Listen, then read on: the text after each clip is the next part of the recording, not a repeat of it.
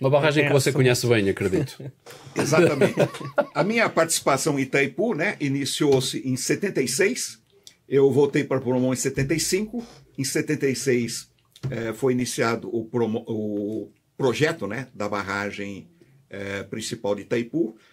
E, na época, atuando pela Promon, junto com a GCAP, né? O projeto Itaipu é um projeto binacional, então nós sempre trabalhamos juntos com colegas do Paraguai. Participei do... Só chega um pouco o microfone um pouquinho mais para você. Pode puxar para você. Ah, tá. Pode puxar à vontade. Eu participei, então, do projeto, né, da barragem de Itaipu, a partir de 76. E o que acontece? Itaipu, praticamente, são 5 tipos de barragem, né? Nós temos, na lateral, lá, a barragem tipo Contrafortes, né? Nós temos aquele trecho D e trecho E lá na ombreira direita. Esse trecho. Exato. Na esquerda aqui nós temos o trecho I, que foi projeto nosso também, da Promon GCAP. Na estrutura de desvio é uma barragem de gravidade, foi projeto da IECO-ELC. IECO-ELC era uma joint venture, né, entre a Internacional Americana e a Eletroconsult italiana. Eram as duas maiores projetistas, né, de barragem no mundo. Elas fizeram o projeto desse trecho que a gente chama de trecho H, que eu passei a acompanhar também depois de algum tempo. E a Promon foi a responsável, Promon GCAP, pelo projeto, né, do trecho F, envolvendo o quê? Os blocos da tomada d'água. Os blocos da casa de força foram um projeto da Temag GCAP, né? Nós trabalhávamos juntos em alguma modelagem, porque havia uma interface entre as duas estruturas. E temos, né, as barragens laterais ainda de terra e enrocamento, que foram projetos da Hidroservice GCAP e uma parte, sempre com a participação da GCAP dos paraguaios lá. Mas o que acontece? Nós não tínhamos experiência nenhuma aqui no Brasil, né? Eu achava até que nós não tínhamos nenhuma barragem tipo gravidade aliviada. E Itaipu, nós íamos ter blocos com 180 metros de altura. Na verdade, teve um dos blocos lá que, devido à escavação da fundação, atingiu mais de 190 metros de altura. E a maior barragem do mundo na época era qual? Era a barragem de Alcântara, na Espanha, que eu fui visitar em 78. Em 78 eu aproveitei o apoio da Promon e eu tive visitando barragens em Portugal, Espanha, Itália e Suíça. Suíça eu visitei, não barragens, mas a Hugenberger, que era fabricante de instrumentação, para também dar uma discutida sobre a instrumentação da barragem de Itaipu. Mas em Portugal, eu inclusive consegui ficar hospedado no Lenec, estive visitando algumas barragens lá no Trás-os-Montes, lá no norte, barragens desse tipo, né, para aprender realmente sobre o que tinha sido feito em termos de instrumentação, de observação de campo, etc. E na Espanha também, né, tive um contato com a Hidrelétricas Espanholas e fomos visitar.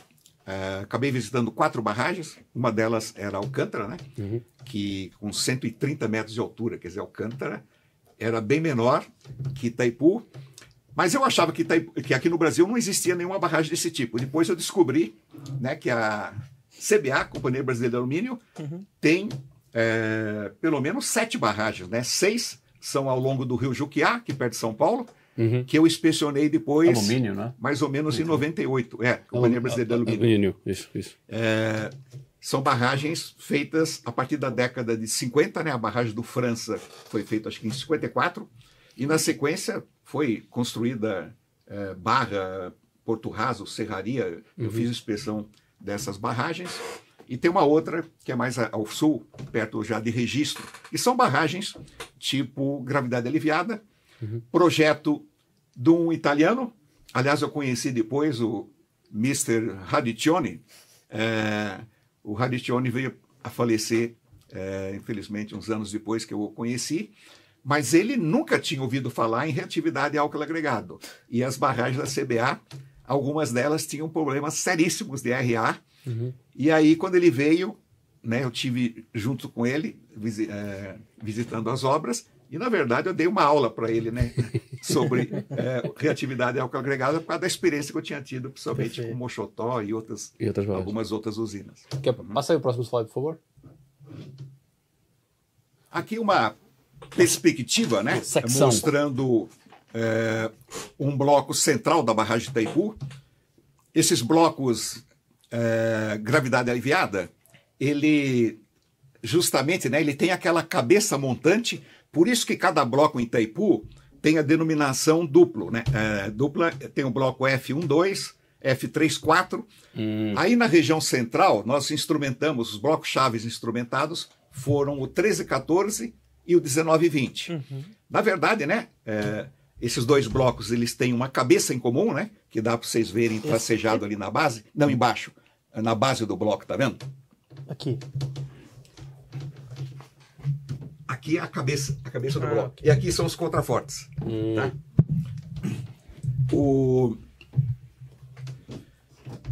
Então, nós fizemos, né, o projeto de instrumentação, prevendo, né, a instalação de pêndulo, né? Nós temos pêndulo praticamente entre a crista da barragem e a fundação. Esse pêndulo direto, ele não tem a leitura só lá na base, ele tem leituras, a princípio, a cada 25 metros de altura. Nós, nesses blocos chaves 13, 14, 19 e 20, nós instalamos ao longo do contraforte umas plataformas, né? Você ter acesso tipo passarelas metálicas para acesso, onde a gente instalou, às vezes, medidores nas juntas, né? Porque nós tínhamos a junta entre a cabeça de montante e o contraforte, entre o contraforte de jusante. E o próprio contraforte, como ele era muito extenso, ele tinha juntas também ao longo do contraforte. Esses blocos maiores tinham 3 juntas nos contrafortes para evitar problema de fissuras, né, no contraforte devido à queda da temperatura e à restrição imposta pela rocha na fundação. Mas o grande detalhe que eu gostaria que vocês observassem é que essa camada indicada em marrom, né, na fundação da barragem, é um contato entre derrames basálticos, né? É o contato entre o derrame AB. A foi designado o derrame inferior, B o superior, e depois nas ombreiras nós tínhamos, né, os derrames lá C, D, E, tínhamos vários outros derrames ombreira acima lá. Mas o problema é que na região central da barragem, as sondagens não conseguiram ser realizadas, por quê? Imagine a lâmina do Rio Paraná, 20 metros, né, de altura, mais uma camada de sedimento na fundação de 15 metros de areia, de cascalho. Então, foram feitos apenas alguns furos laterais que indicaram esse contato como um contato um pouco melhor. O problema é que, depois do ensecamento do rio, né, foi feita a secadeira de montante, de jusante, esgotamento dessa área, e o rio passou a ser desviado pelo canal lá de desvio, né, que é o que eu chamei de trecho H, aí que realmente verificou-se que essa camada era mais alterada. O slide seguinte, por favor. Próximo slide.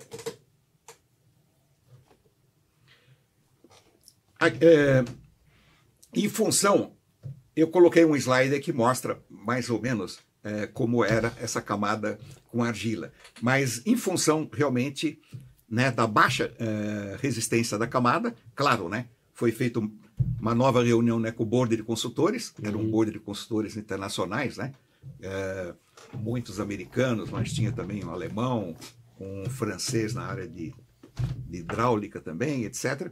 Foi feita uma reunião dos consultores e realmente, né, consideraram adequado realmente, né, melhorar a resistência nesses blocos centrais através da construção desse sistema que a gente chama de chavetas. O que é a chaveta? Na verdade, né, é aquele túnel, né, que é escavado na fundação, com cerca de 3 metros de largura por 3 de altura. E esse sistema de chavetamento, um detalhe, ele foi feito durante a construção dos blocos da barragem, que a gente vai mostrar logo a seguir. Por quê? Porque senão haveria um atraso, né, na geração de pelo menos um ano.